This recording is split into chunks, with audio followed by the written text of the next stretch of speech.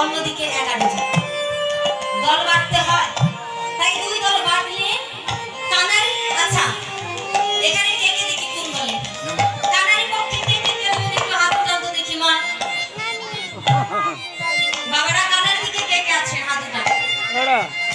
কেউ নাই, 1 জন 2 জন, এত কম কানার দিকে। ও মা এ কি হলো, তাহলে বলরামের দিকে কে কে খেলবেন? বলরামের পক্ষে কে কে? বলছি সবাই তো দেখি কম কম, তাহলে কি যারা হাত তুলেনি তারা কোনো পক্ষ নেবেন না, নিরপেক্ষ? আচ্ছা খেলা দেখতেও তো হবে তাই না? ঠিক আছে, এবার দেখি কে খেলায় জিতে, কানাই নাকি রাজা বলরাম।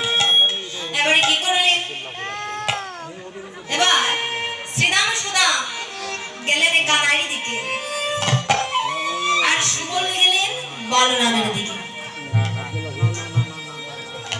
যখন সুবলে সকাই এবার বলরামের দিকে গেলেন, গিয়ে আনন্দে নৃত্য করছে, নাচতে আছে। শ্রীরাম সুদাম দেখে বলছে, আরে এই জগতে কত পাগল দেখলাম,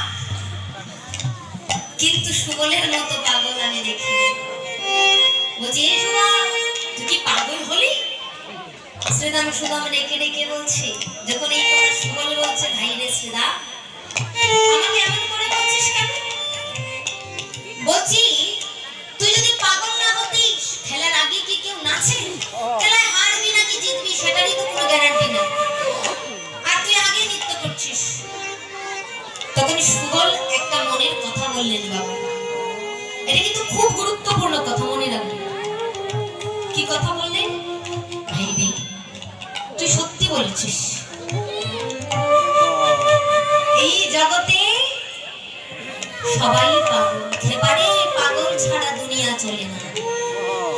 লালন বলেছিলেন কি, পাগল ছাড়া দুনিয়া চলে না। এই জগতের সবাই পাগল রে সীতা,